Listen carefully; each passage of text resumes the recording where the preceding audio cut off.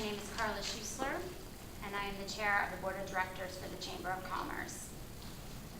The legal action filed by Karen Mitchell against the Myrtle Beach Area Chamber of Commerce is a baseless, vindictive attack on the Chamber's staff, Board of Directors, Marketing Council, and several members' businesses. Filled with unsubstantiated allegations, Ms. Mitchell is a disgruntled former member of the Chamber who refused to pay a late fee levied against her by the Chamber's Board of Directors, and her membership was dropped. Subsequently, she then failed in an attempt to create a competitor Chamber of Commerce. I want to be very clear that the Chamber will vigorously defend itself against each false, inaccurate, and baseless allegation included in this lawsuit. The Chamber is a private organization and is not subject to state procurement laws. The lawsuit falsely claims that the Chamber is inextricably entwined with governmental policy. This is simply not true. The Chamber is a private entity that is awarded advertising funds as authorized by state law. The Chamber is designated by the city and county to perform marketing services as required by law. The Chamber adheres with all applicable laws and guidelines. The lawsuit makes false claims about the Chamber and its role as the region's destination marketing organization. We reject the absurd, mean-spirited attack that Ms. Mitchell has launched and will defend ourselves and those we represent.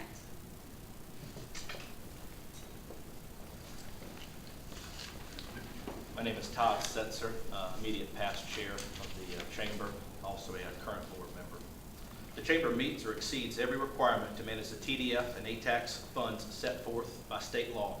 This is demonstrated to the city, the county, and state on an ongoing basis. We invest regularly in research, data, statistical compilations, and tourism analytics and analysis to monitor various factors that guide our decision making. We have a long track record of success demonstrated by above average performance in a variety of key indicators that are monitored and reported by independent sources. We maintain sufficient resources to manage this program, and we only use public funds for the purposes that fall within state law. Simply, we take the responsibility of stewardship of public funds very seriously. Mrs. Mitchell claims otherwise, but has not offered a single fact or detail to substantiate her claim, not one. We, on the other hand, submitted a detailed, fact-based, 4-page letter to the city manager of Myrtle Beach prior to the council's vote on the TDF. The Chamber uses industry standard business practices to manage its promotional programs, including the selection of partners and vendors. These practices include the use of requests for proposals, requests for qualifications, competitive bidding, opening hiring searches, purchasing analysis, key performance indicators, and the broad business acumen of experienced volunteer community leaders and highly skilled staff who have been hired for their expertise.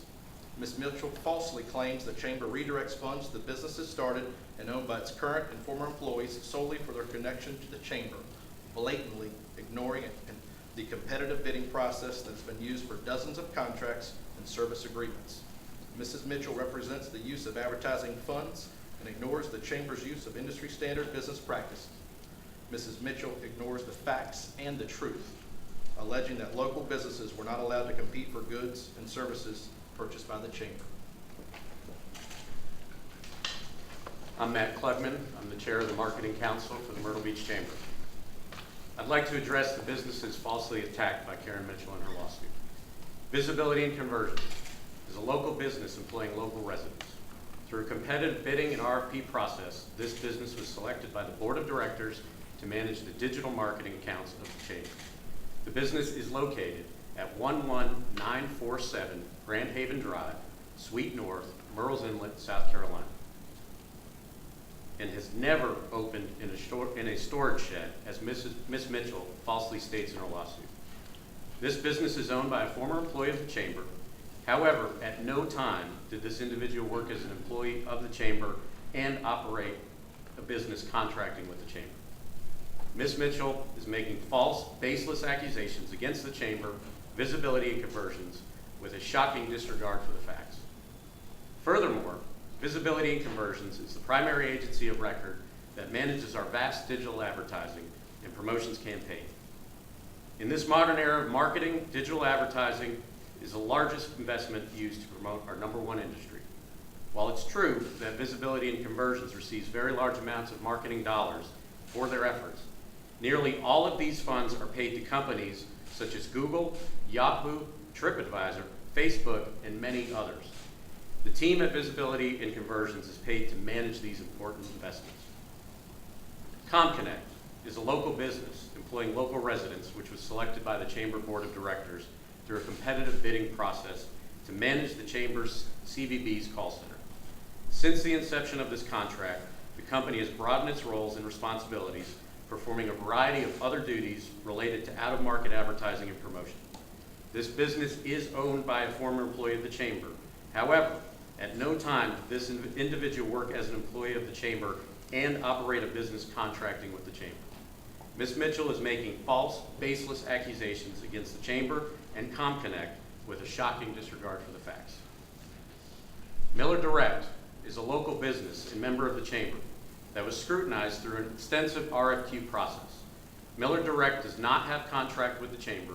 Rather, Miller Direct proposes marketing programs and services, and the Chamber either accepts or rejects proposals.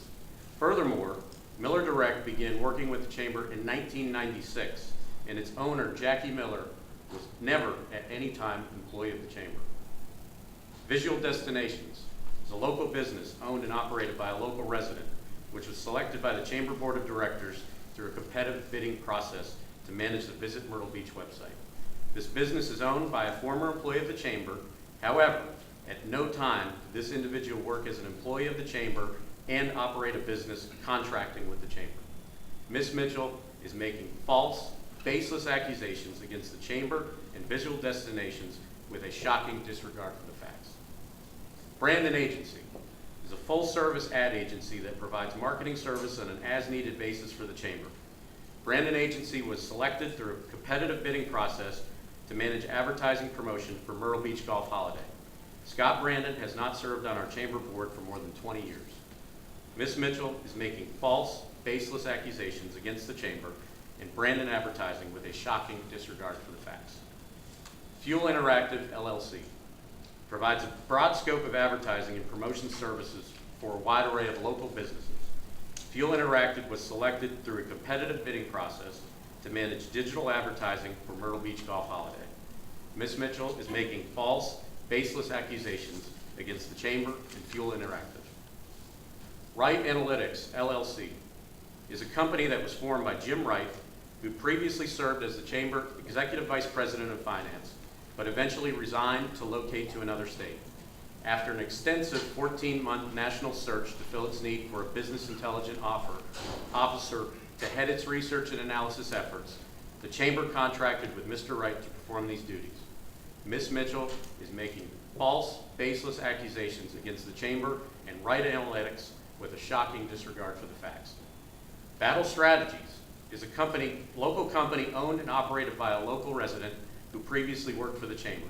She chose to leave her position at the Chamber to start a business and start a family. She proposed to continue her highly effective work creating internet content and videos for Visit Myrtle Beach, and the Chamber chose to use her services on a contract basis. It's important to note that her compensation as a contractor is much less than she made as an employee. Ms. Mitchell is making false, scandalous accusations against the Chamber and Battle Strategies with a shocking disregard for the facts. Good afternoon. My name is Ken McKelvey. I'm on the Board of Directors of the Chamber of Commerce right now. The Chamber does meet or exceed all requirements for transparency and accountability related to the TDF and the ATAX laws. These include quarterly publications of detail related to the expenditures of public funds dating back to 2008, publications of its annual audits, publications of its annual tax returns, open meetings, scheduled time for public input at every meeting, publications of its annual economic impact studies, publications of its annual marketing plan, and publications of its marketing council meeting minutes. The Chamber adheres to all applicable laws and guidelines. Ms. Mitchell falsely claims the Chamber does not meet the requirements for management of these advertising funds.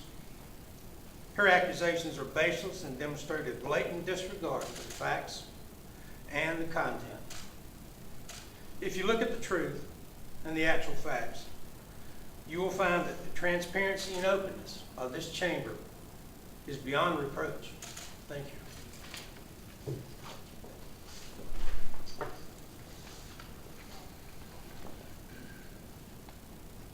As I stated earlier, we reject this ridiculous, mean-spirited attack that Ms. Mitchell has launched and will defend ourselves and those we represent.